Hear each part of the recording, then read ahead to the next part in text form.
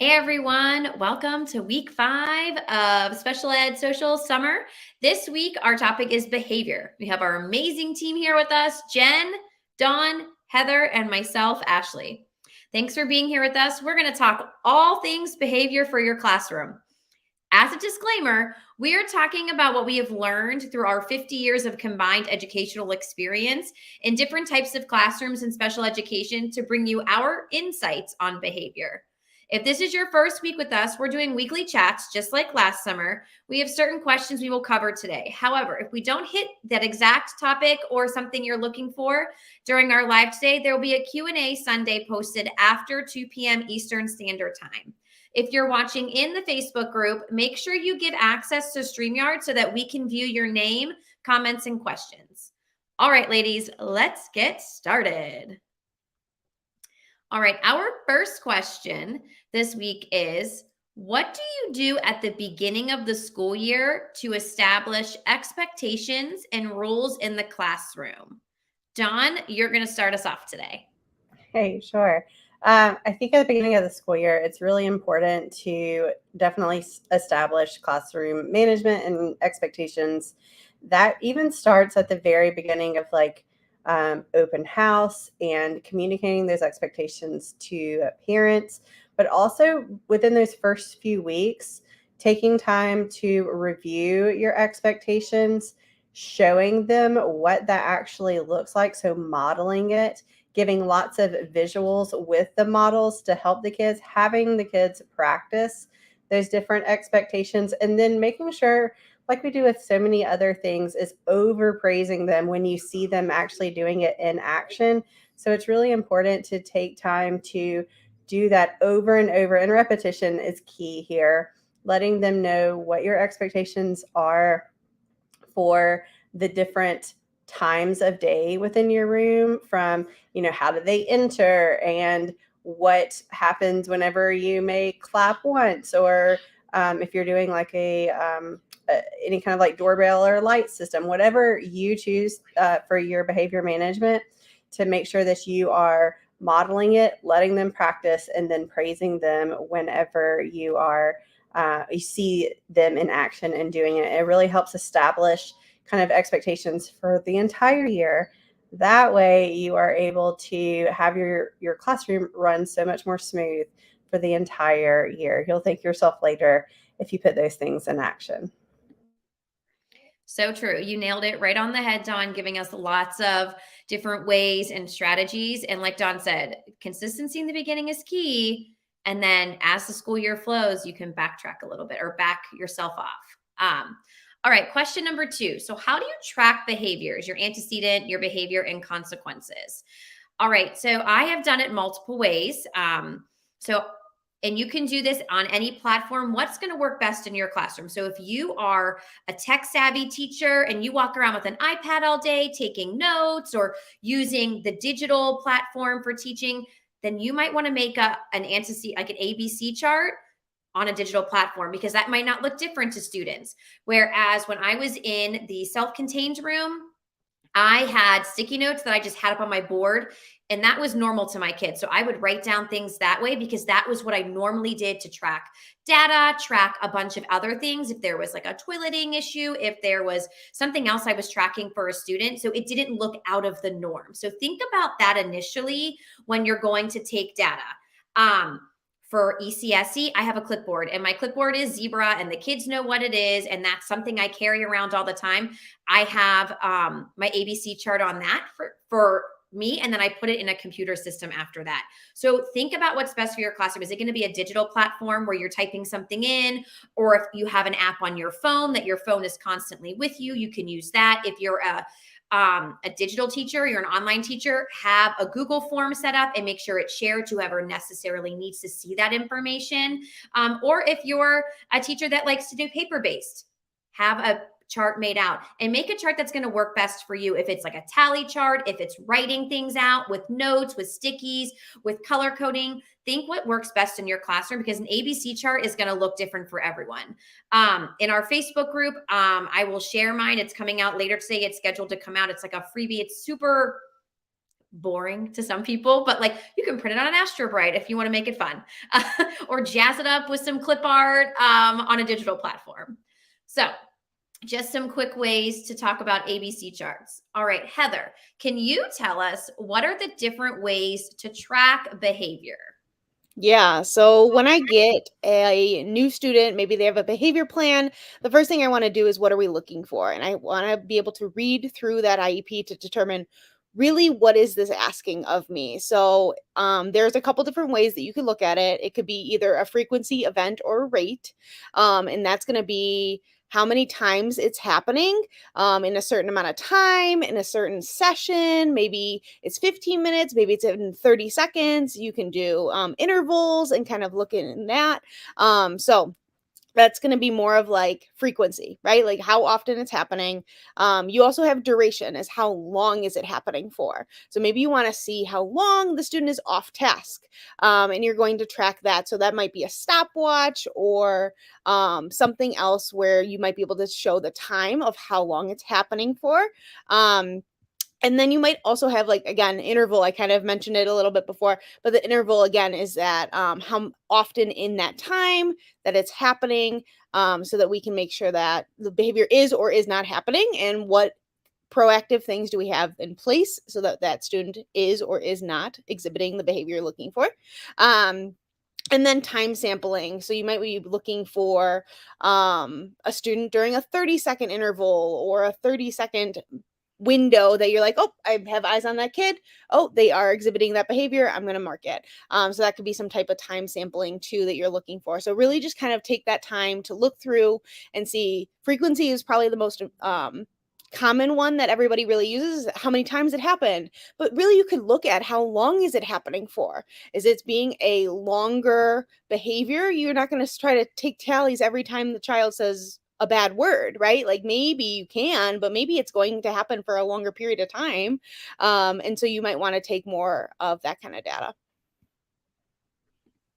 Great advice, Heather. You nailed it. I love it. And gave great examples for that. All right, Jen, can you tell us what are the 4 functions of behavior? And then how do you determine the function of a behavior? Absolutely. So kind of going backwards here a little bit. So like prior to all that tracking, all that data that you're going to collect, and you do need to be collecting some data to determine the function of behavior. So kind of the things that Heather was mentioning, those are all things you can use to determine why. So when we say the function of a behavior, it's why is that behavior happening? And actually every single behavior we do in our entire lives has a function to it. Even us, it's not just our students, it's our spouses, it's our kids, it's everybody has reasons for why we behave the way that we do. And sometimes it's difficult to look at behavior. A lot of times you hear behavior and you just think negative behavior. It's any behavior. It could be, why are you eating right now? Because I was hungry. That's my function, right? Because I was hungry, I ate something. So thinking of it that way kind of shifts your mindset. And I had to do that myself. I did not have that understanding of behavior when I first entered my self-contained classroom. I kind of had to learn that. I was very lucky. I had a BCBA that came into my classroom and taught me a ton of information. And then I kind of got sucked into the world of learning more of things about behavior. So just understanding the function of the behavior is super key, because if you want to change or manipulate that behavior to be something different, you have to understand that function. So determining the function of the behavior, like I said, is usually done by data collection. Often something called an FBA, or a functional behavior assessment, is done. Essentially, it's just a big report that is full of data, full of observations. Typically, you get input from lots of different people. If there's already an IEP in place when that's happening, you are getting every team member involved in that. They're answering questions. They may do a survey. You may have classroom observations in the cafeteria, in recess, wherever behaviors are exhibiting that you want to work on.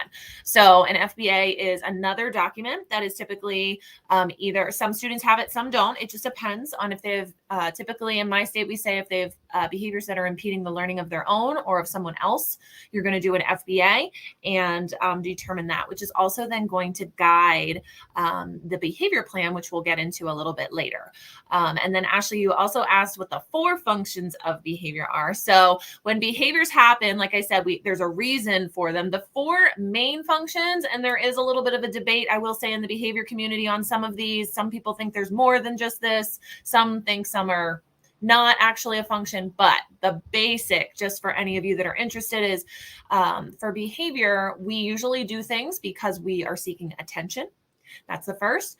Other times we may be trying to escape or avoid a situation. So if you think your students that elope from the classroom, that would be an example of escape. Or if they leave the table where the work is, access to something. So they need or want something. So think of a student that wants a toy. What behavior are they exhibiting to get the toy? The appropriate thing would be to ask for the toy, right? The inappropriate thing may be to steal it off the teacher's desk without permission. So again, there's always positive and negative behaviors that can go with each of these. We just have to think about which ones we want students to be exhibiting. And then the last one is more sensory based, which typically there's some kind of a sensory need that might be the reason why that behavior is happening as well.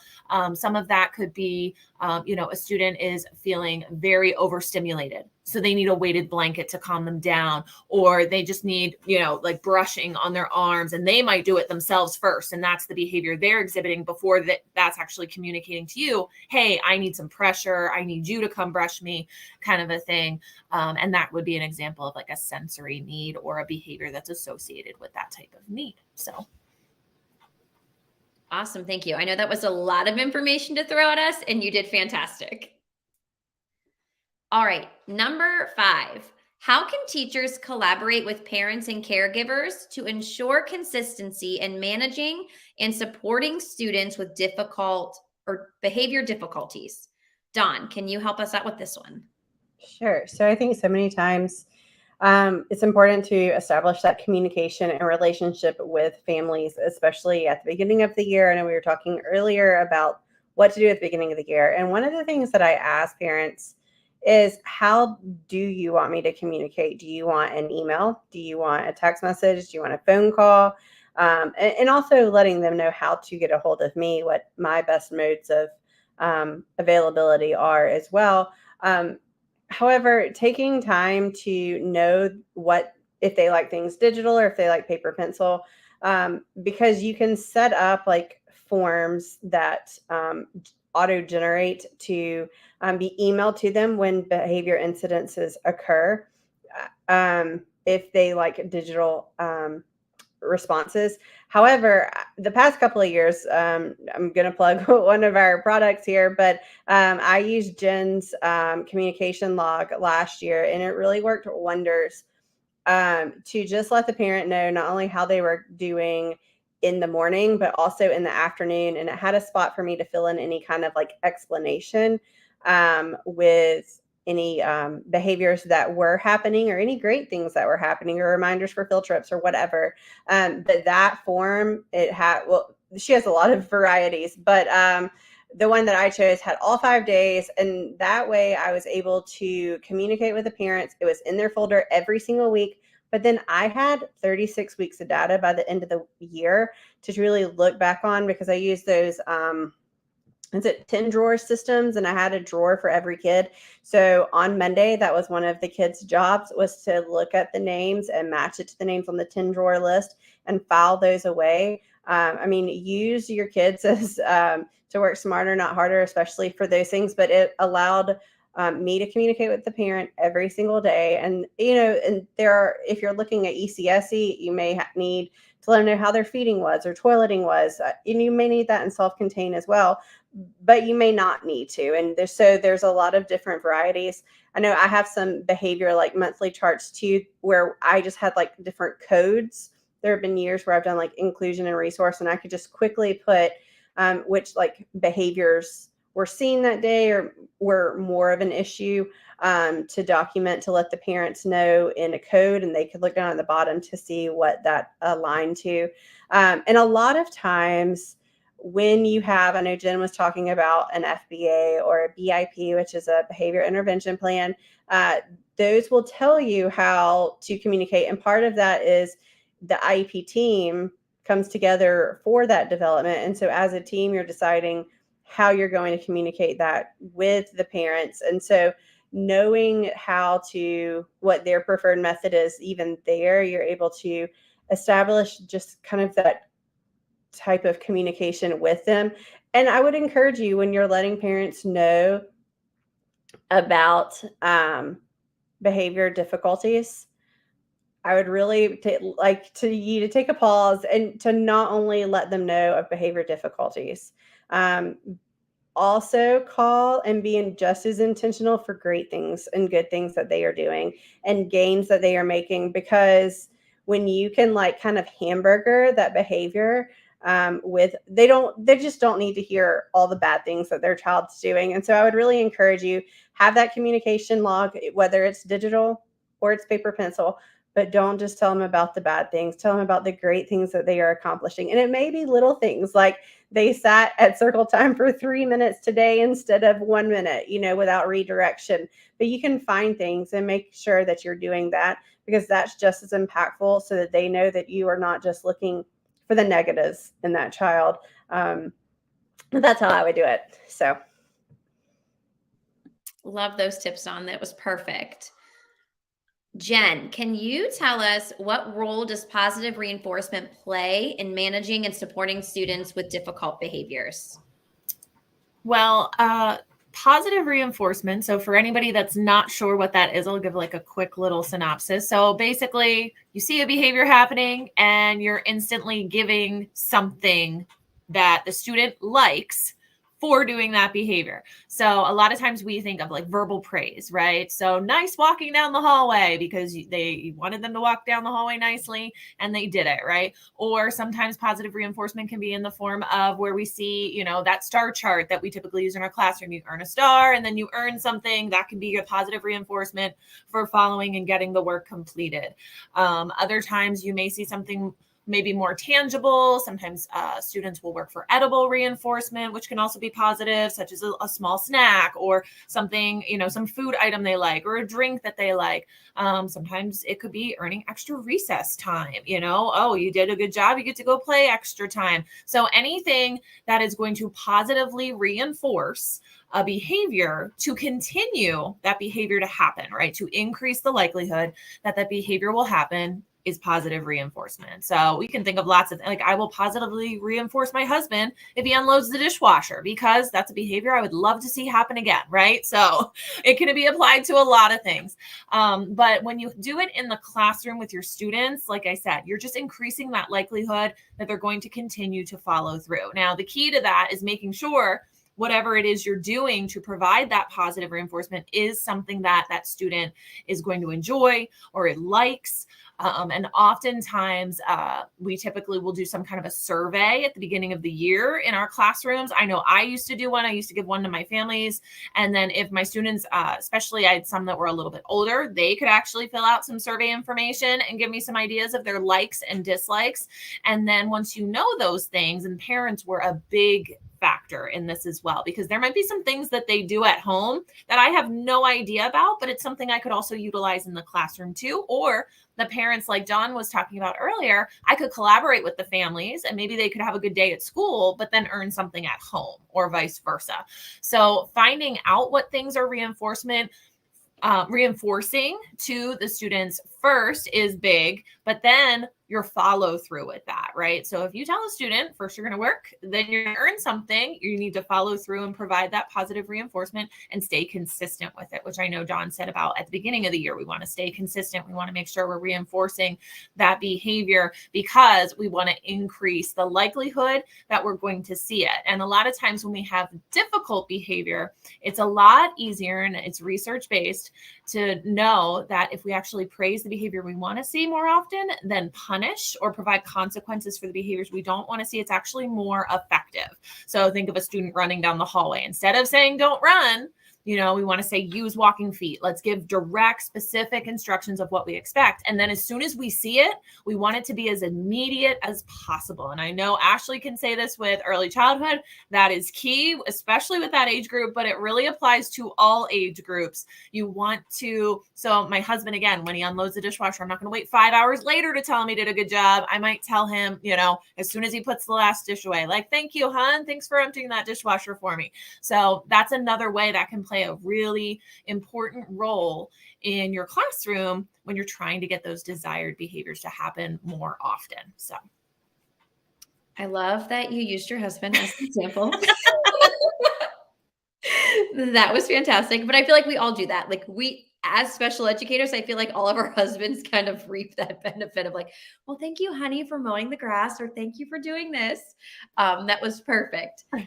Heather, can you tell us what strategies can be implemented to create a positive and inclusive classroom environment for students with behavior difficulties? I keep switching those words. I'm sorry, guys.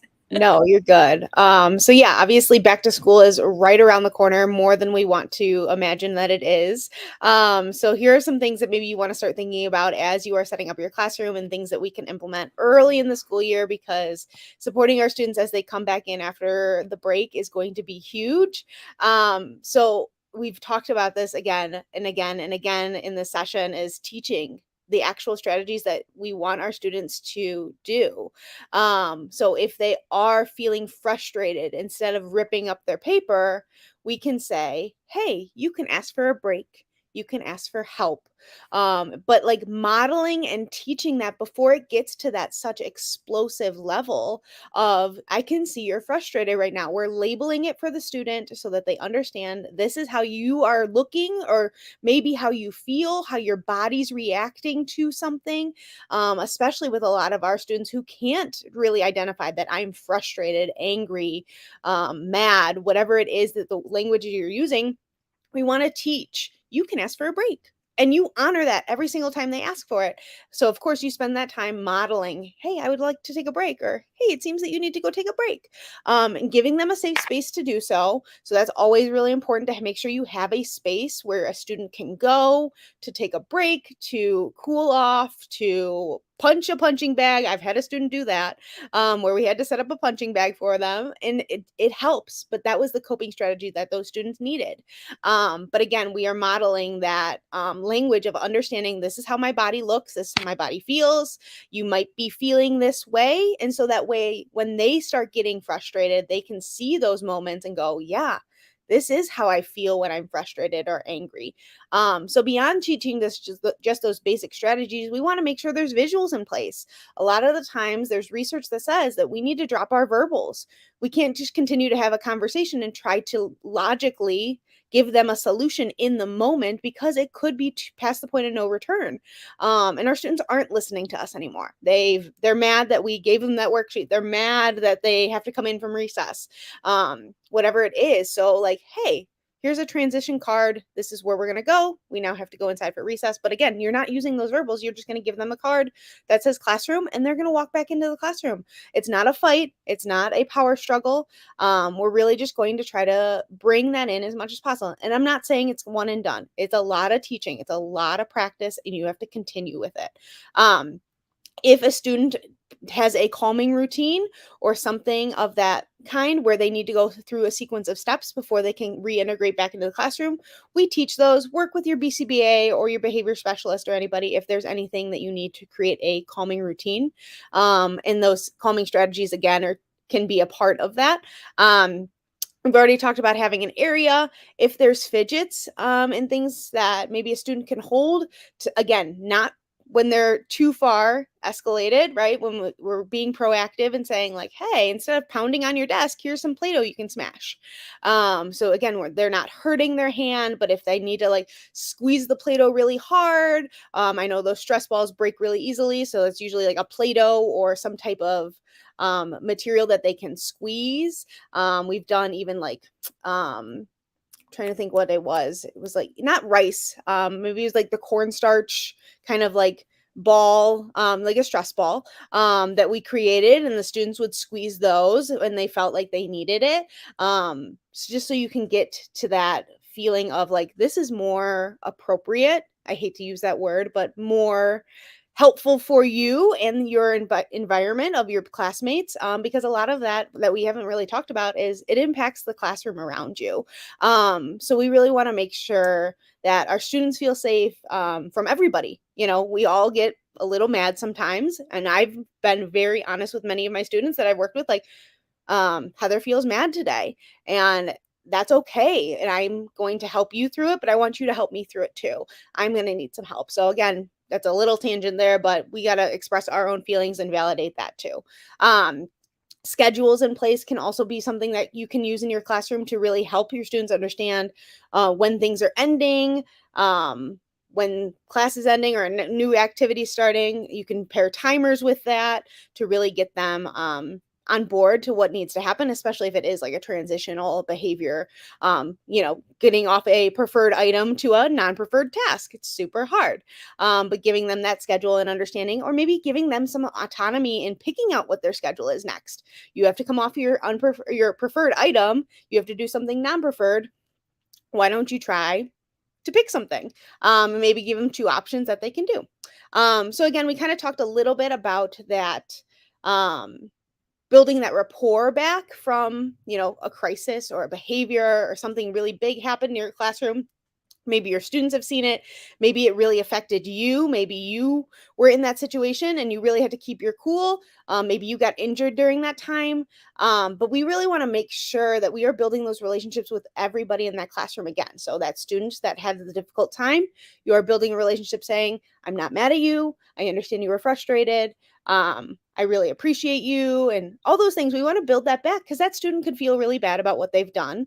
And then their peers are somebody else too that sees a lot of the things that might be happening. And we have to say, everybody has difficult times. At this moment, we're trying to help this student through a situation, through a moment, for feeling frustrated. It's okay to feel frustrated, and validate. So those are all the things. I know I gave you so many examples to go through, but if you have any questions and you want to talk through any of those again, we will do that Q&A on Sunday too. Great information, Heather. And I really was going to say, if you were trying to take notes, just stop, rewind, and go back and listen to her answer again, because there was great tips in there. And I love how you said to validate the kids and their feelings. Like, just like adults, we also feel frustrated, but we have time to, and have learned along the way, how to appropriately express our anger and frustration. And that's our job as teachers, is to teach the kids how to appropriately do that. So great tip there. I hope Jen should be popping back on, but if she doesn't, we'll come back to her question. So question number 8, what supports have you used in the moment when a student is exhibiting difficult behavior? So the 4 of us are each going to talk about one of the options. There are others out there, but these are 4 that are commonly used. So Dawn's going to start off with talking about visuals and timers. Sure. So I know Heather just tapped on visuals a little bit, and I think it is important just to know, like, use less words and use more visuals. I think that is such a common, or it needs to be a common theme in especially self-contained classrooms. Like, the visuals can drive so much more understanding. So whether you have the visual schedule, or if you have just like a calm down, a half page of different ways to cool down, whether it's like taking breaths. I think, Heather, don't you have a freebie like that? No, somebody does. Anyways, just kidding. For the different, like, first thens for the behavior, to let them know what they want is coming, but they've got to, finish doing whatever you're asking them to do. But I love visual timers. I have magnetic ones on my board. I have the smaller ones on my small group table. We've got them throughout the room. You can even get the little mini ones to have in the classroom, general classrooms too, that could go with the kids, especially if a parent is supporting, or even the general ed teacher. But it helps them see how long their, like, brain breaks are, so that they know that they have them. They have access to them. However, it's not lasting all day long, and they're just missing all the instruction and all the expectations. It lasts for a short amount of time. And when that timer goes off, they can even see it. It's red or a different color. When it goes off, then to transition them back, that's where that visual would, so break time is over. Now it's time to do our work. And then let them do their work till there's time for another break, or there is a need for a break, and then kind of go through that motion again. And hopefully that amount of time of needing a break gets longer and longer. But to know that they have that, and using those visuals and those timers to help them. It also just cues their brain. We use the visual timer on our whiteboard all day long. It serves as like a rotation reminder, or when kids need to go out to the general ed classroom or to recess or different things, so that they are familiar with it all day long and they know what the expectation, again, going back to that first question at the beginning of the session, is, and to reinforce those target behaviors, whether they have a behavior plan or it's just something that you need to just hone in a little bit within your classroom. So you use it not only in your general ed, in your special ed classroom, but it can be used within the school environment too. I feel like John, visuals in my classroom are kind of like pens. Like I love them both, and Post-it notes, and like they're like Pokemon. Like you can't have too many. You want to catch them all. And like I feel like that's definitely my like, why do I need 12 timers? Just because you never know when you're going to need a timer, guys. So perfect. Jen, can you tell us about how you use calming spaces to support a student who's exhibiting behavior difficulties?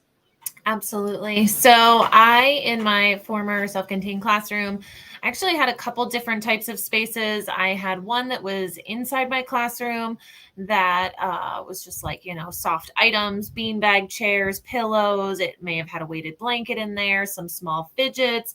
And it was just a place that was still part of our classroom, so that, because sometimes I think we have times where we know our students need to leave the classroom in order to get a break, but then there's also times where they don't want almost like being called out for taking the break, right? So if we have a space that's in our classroom, but maybe it's like a cozy corner of the classroom that gives them a little bit of privacy, but still makes them not feel like they're being excluded from their peers, because we all know we can have it kind of go both ways with students. Sometimes they're cool with being excluded, and that's more what they're seeking. And sometimes they don't want to be. So I would do that. And then the other version I was very lucky. When they designed my classroom, I moved into a new school building my first year there. They actually had a separate room that was connected to my classroom. That was a sensory room. Like that was the main purpose of that room. And then inside that room, that was more that ability to have that student. It was still connected right to my classroom, and only my classroom had access to it. But for my students to kind of get that separation, if they felt that they needed more privacy, they didn't want everybody seeing them if they were having a difficult time, or they needed time to calm down, or they didn't need extra noise going on from, the other students in the classroom. And in there, I also had very similar items. We did have a few other things that were more for, like I had a trampoline in there just because, behaviors may be because the student's overstimulated or opposite, and they need maybe to exert some energy and they've been sitting too long. And so they need help with managing some behaviors because they have all this energy and they can't help it. So I would be like, go jump on the trampoline for a little bit, or go do some heavy lifting I had some items they could like lift up and down to get in what we would call maybe heavy work kind of things, to kind of get some more of those sensory needs met, if that was the reason the behavior was happening. But any kind of space that you can have access to, I've seen in other schools and seen it's a totally separate room in the school, and you would walk the student there, which also could be calming for that student to step away and walk in the hallway for a little bit. So they really can be all kinds of spaces. Really, I will say that over the course of the 7 years I was in my self-contained classroom, every year that sensory room and that calm space looked a little different based on the information I knew about those students and their needs as my classes changed each year. Either we got a few new students or something like that. And as you read in, hopefully in the IEPs you get for your students, you will see what some of those things are. It may be listed that they need certain items. It may be inside that behavior support plan. So keep an eye on those things as well. That can give you some hints on how to set up whatever kind of space you may see works best for your students for that year in the classroom. Great examples. Heather, can you tell us about fidgets and how you use them when a student is exhibiting difficult behaviors? Yeah, so I kind of gave you an example already when I had talked about the Play-Doh and like my student would smash it. But I think of fidget, maybe it's not necessarily a tactile thing where they're feeling it, and maybe it's just to keep their hands a little bit busier. I know those they're like little traps with a ball inside of it. It's quiet, which is really kind of nice. If you just need to move something around in your hand, it's quiet. Like I said, I used a lot of that when we would go see plays or go to a movie theater where my students needed something to be moving in their hands or just to feel like their body was moving. But that was again something we would look into. So you obviously have like the tactile things that are squishy or hard, or maybe it's like a Theraputty where it's a little bit harder. Crazy Aaron's thinking putty has been like my best friend because it's less stickier than like Play-Doh when it gets warm. And it is very tough to grip. So if you have a really hard squeeze, it doesn't go like everywhere. I know kinetic sand is another great one. And so like, okay, you have the tactile ones, but you also maybe have some visual things that light up, things that maybe spin around, or the visual timers that are the liquid where it's got like kind of a flow to it. Those are really fun to look at. So you might have something like that that a student needs and is requiring. Or you might have some auditory things like whistles or blowers, or even sometimes the windmills. They like to see it, but then they also like to hear the sounds of it turning. So just think about all those things that maybe a student needs for that moment or two. Maybe they have it for the entire class, or maybe it's just a moment to, relax a little and then come right back to class. So again, being flexible about how we use those things, and maybe finding what fits best for your students. Good example. So again, number 8, we're gonna do one more, but if you're trying to take notes, just scroll back, listen to it again. All right. So the next one is controlled choices. And I use this all the time. This is preschool in its finest, controlled choices. I also use this in my home life too with my children. So basically your controlled choice is your student is upset because they want the red ball. Unfortunately, the red ball is occupied by a friend. Your controlled choice is they can have the green ball or the train.